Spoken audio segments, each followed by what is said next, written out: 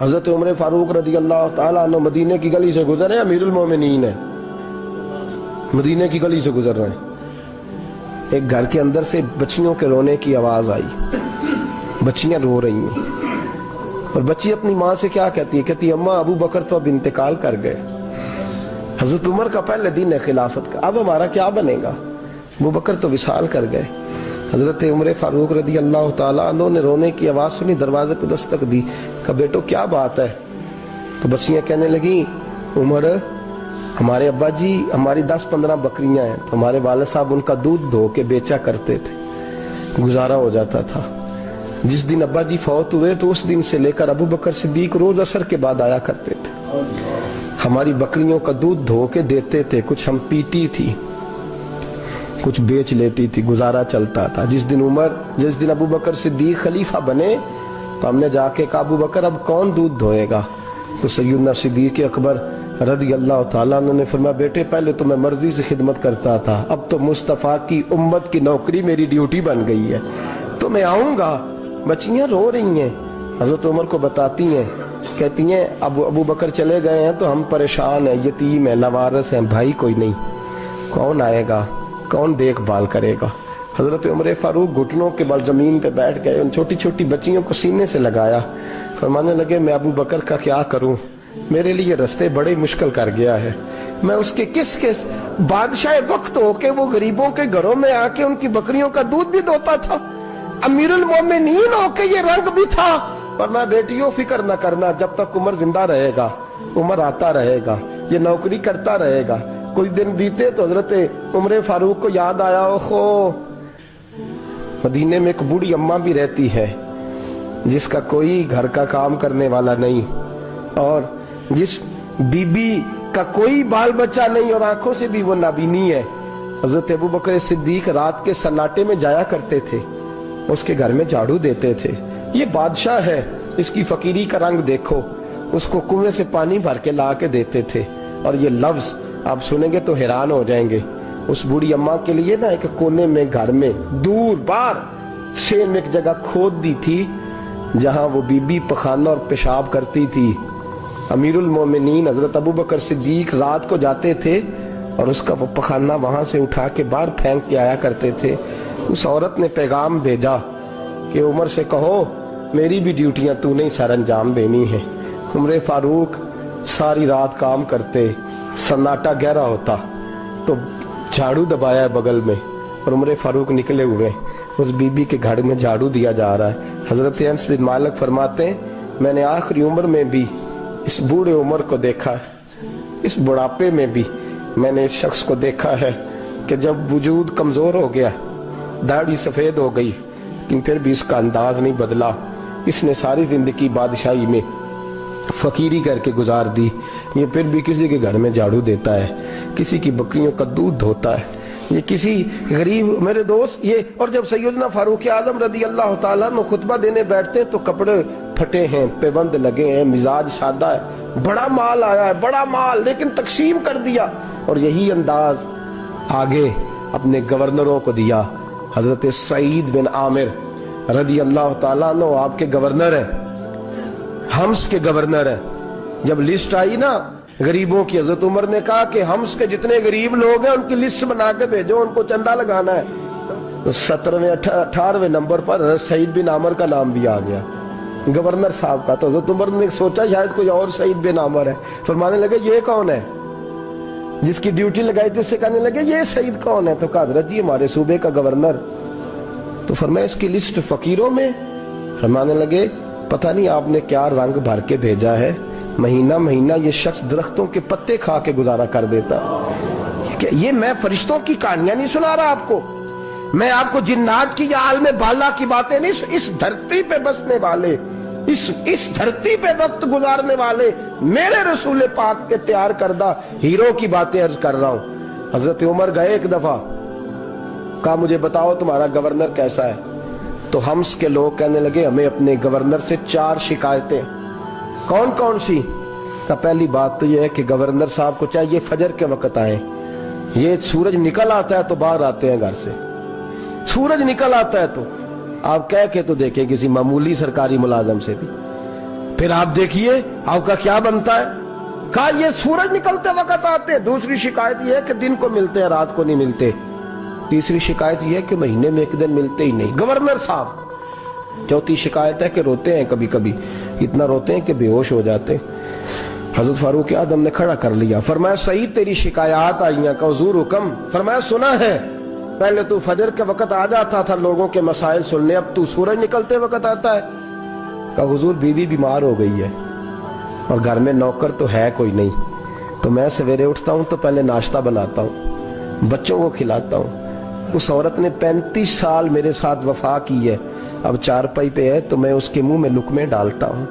कहा उसे खाना खिला के जब वो दुआ देती है तो फिर निकलता हूं। तो कहा सुना है तू हफ्ते में एक दिन मिलता ही नहीं, महीने में। कहने लगे हजरत जी जब मदीने से आया था तो एक कुर्ता और एक तामद साथ लाया था, मुझे आज 2.5 साल हो गए हैं, मैं नया लिबास नहीं खरीद पाया। मैंने अर्ज की मैं इस धरती पे बसने वाले लोगों की दास्तान सुना रहा हूं। कहा मैं अपनी तामद धोकर खुश्क होने को डाल देता हूं, उसे आधा दिन लग जाता है, खुश्क होती है तो तामद पहन के कमीज धो लेता हूं और फिर कमीज डाल देता हूं। हजरत जी सारा दिन बीत जाता है तो बाहर नहीं आ पाता। हजरत उमर फारूक की गर्दन झुक गई। का सुना है तू रात को मिलता ही नहीं। ये लफ्ज कहे तो हजरत सईद बिन आमर कहने लगे ये मेरा राज था, आप मेरे अमीर ना होते तो कभी फाश ना करता। दिन मैंने बंदों के लिए रखा है, रात अपने रब के लिए रखी हुई है। मैं रात की तन्हाइयों में अपने करीम की बारगाह में जाता हूँ और मैं सारे दिन के गुनाहों की माफी मांगता हूँ। मैं अपनी गलतियों की तलाफी का सवाल करता हूँ, उसके हुजूर जाता हूँ, उसे दुखड़े सुनाता हूँ। रात मेरी उसके लिए बीत जाती है। हजरत उमर की और गर्दन झुक गई। फरमाया ये बता कि तू मिलता ही नहीं, कभी कभी तो रोता है और बेहोश हो जाता है। हजरत जी 40 साल की उम्र में कलमा पड़ा है, जब 40 साल के पिछले गुनाह याद आते हैं तो कब फिर मैं जब्त नहीं कर पाता। वो खताएं, वो पाप, वो जुर्म, वो खताएं जब सोचता हूं ना कि रब खड़ा करके पूछेगा बता ये जुर्म क्यों किया, तो वो एहसास मुझे परेशान कर देता है। हजरत जी मैं फिर बर्दाश्त नहीं कर पाता, फिर मैं तड़प उठता हूं, मेरी ये कोताहियां हैं, बताइए क्या कहते हैं। हजरत फारूक आजम ने गर्दन उठाई तो आंखों में आंसू थे। कहने लगे या अल्लाह मुझे इस जैसे कुछ और गवर्नर भी अता फरमा, या अल्लाह इस जैसे कुछ और गवर्नर भी। अजीजों अपना हाल क्या है। मुल्क शाम जब फतह हुआ तो हजरत साद बिन अबी वकास रदी अल्लाह ताला अन्हु कहते हैं कि कुछ लोग मुझे कहने लगे कि हम आपसे मामला तय नहीं करेंगे, हम जजिया देंगे, टैक्स देंगे, इस्लामी हुकूमत के ज़ेरे असर आएंगे, लेकिन आपसे मामला तय नहीं करेंगे, अपने अमीर को बुलाइए। तो हजरत सैयदना साद बिन अबी वकास कहते हैं मैंने खत लिखा। फरमाते खत लिखा हजरत उमर को। मैंने कहा जनाब आइए। जवाब में हजरत उमर ने खत में जवाब लिखा कि फलां दिन फलां तारीख फलां वक्त में मुल्क के शाम पहुंच जाऊंगा। हजरत सैयदना उमर चले घर से, एक गुलाम, एक घोड़ा, एक नेजा। हजरत फारूक आजम ने कुछ खजूरें, खुश्क खजूरें, कुछ सिरका बांध के रख लिया रास्ते में खाने को।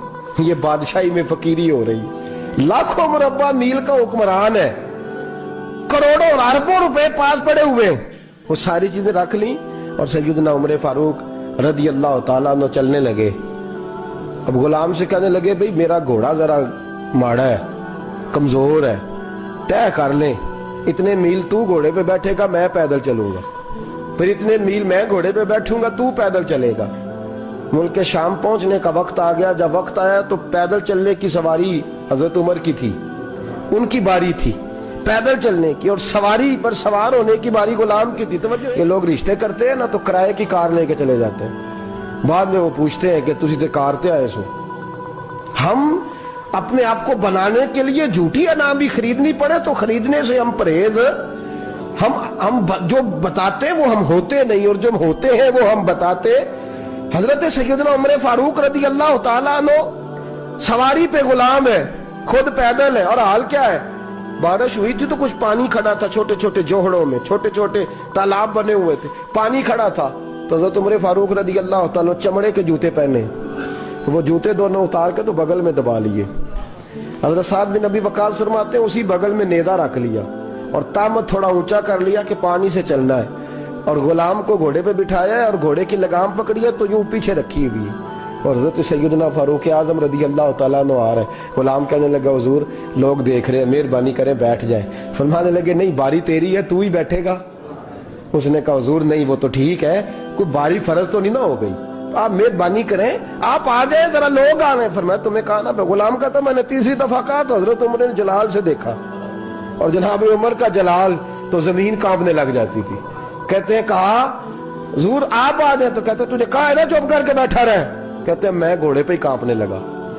غلام اب حضرت سعد بن ابی وقاص کہتے ہیں سورج غروب ہو رہا تھا، شعائیں پانی میں پڑ رہی تھی، حضرت عمر پانی سے میں نے غور سے دیکھا تو دوڑا گیا، جا کے نا بچے نہیں مشورہ دیتے ابا جی کو، ابا جی انج نہیں کریدا دور بدل گیا جے، کہتے میں دوڑا گیا اور جا کر کے حضرت سیدنا عمر فاروق کو کہا حضور مہربانی کریں، ٹھیک ہے آپ کی درویشی سے کون آگاہ نہیں، وزیر کھڑے ہیں، سفیر کھڑے ہیں، بڑے بڑے عمرا بڑے بڑے ملکوں کے حکمران ہیں، آپ مہربانی کریں یہ تم ذرا نیچا کریں اور جوتا پہن لیں، اگر خراب ہو گیا تو اللہ نیا بھی دے دے گا، اور مہربانی کریں ذرا غلام کو کہیں نیچے آ جائے۔ حضرت عمر کہنے لگے تمہیں کیا تکلیف ہے؟ کہا حضرت جی وہ وزیر مشیر کھڑے ہیں، یہودی ہیں، عیسائی ہیں، نجرانی ہیں، وہ بڑے بڑے مذاہب کے اور بڑے بڑے ملکوں کے ہیں، آپ کا بڑا نام سنا ہے۔ حضرت سیدنا سعد بن ابی وقاص فرماتے ہیں میرے ساتھ اتنا ترش رویہ حضرت عمر کا پہلے کبھی نہیں ہوا، کہتے ہیں ماتھے پہ شکن آیا اور کہنے لگے تجھے تیری مار ہوئے، ان 4 لوگوں کے لیے میں اپنے نبی کا طریقہ چھوڑ دوں، ان 4 دنیا داروں کے لیے نبی پاک کا طریقہ چھوڑ دوں؟ فرمانے لگے سر سے پگڑی اتاری حضرت عمر نے جلال میں، فرمانے لگے میرے سر پہ جو بال ہے نا یہ مجھے کسی دنیا دار نے نہیں دیے، یہ ساری عزتیں مجھے آمنہ کے لال نے عطا فرمائی ہے، اور میں ان محبوب کا طریقہ ان 4 لوگوں کی خاطر چھوڑ دوں؟ فرمایا قرآن کہتا ہے ان اللہ یامر بالعدل والاحسان، جب میں نے خود عدل کا تقاضا یہ رکھا ہے کہ کبھی وہ بیٹھے گا کبھی میں بیٹھوں گا، باری اس کی ہے تو میں کیسے بیٹھ جاؤں؟ حضرت سعد بن ابی وقاص فرماتے ہیں اسی درویشی میں سلام اس پر کہ جس نے بادشاہی میں فقیری کی، کہتے ہیں اسی درویشی میں حضرت عمر پہنچے تو جو پہلے ڈرا کرتے تھے جب حضرت عمر آئے تو انہیں کامتے بھی دیکھا، روب اور بڑھ گیا، ان کے دلوں کے اندر حضرت عمر کا دبدبا اور بڑھ گیا، اور میرے کانوں میں کہنے لگے سعد پہلے سنا تھا لیکن دنیا سچی کہتی ہے جو حال محمد اور محمد کے غلاموں کا ہے صلی اللہ علیہ، وہ دنیا میں دوسرا کوئی حاصل کر سکتا؟ آج ہمارے پروٹوکول، ہمارے دبدبے، ہماری انا پرستیاں، ہمارے دعوے، ہمارے طریقے، میرے عزیزوں لوگ ہمیں آ کے مثال دیتے ہیں، کہتے ہیں یورپ کی فلاں گلی میں یہ ہوتا ہے، میں نے کہا وہ گرد راہ کو نہیں پہنچ سکتے، یہ ساری چیزوں تو میرے مصطفیٰ کے غلاموں سے حاصل کیا، لوگ ہم نے چھوڑ دی، غیروں نے اپنا لی۔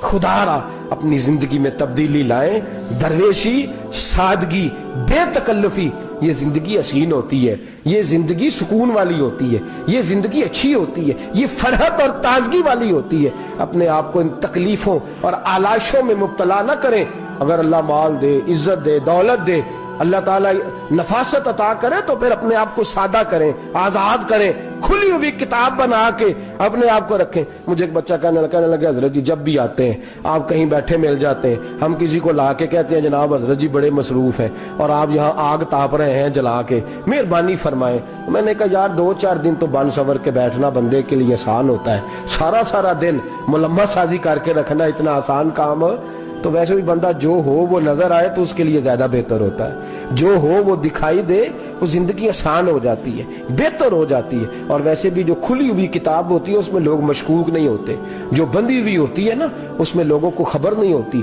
کہ نہ جانے یہ کیا معاملہ ہے۔ میرے عزیزوں اپنے آپ کو بے تکلف بنائیں۔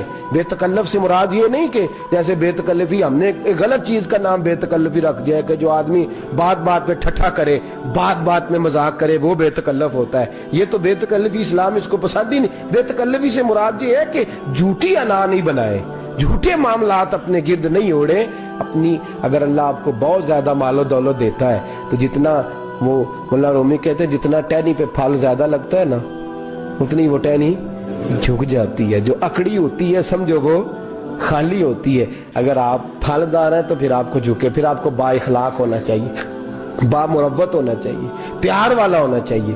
زندگی میں اس چیز کو ضرور اپنائیے، بڑے لوگ وہی ہوتے ہیں جن کا کردار بڑا ہوتا ہے، بڑے وہی ہوتے ہیں جن کی بات بڑی ہوتی ہے، کوئی باتوں سے اور پروٹوکول سے کبھی بڑا نہیں ہوتا، ہمیشہ مدحت خیر الانام میں گزرے، دعا ہے یہ عمر درود و سلام میں گزرے، آخر دعویٰ الحمدللہ۔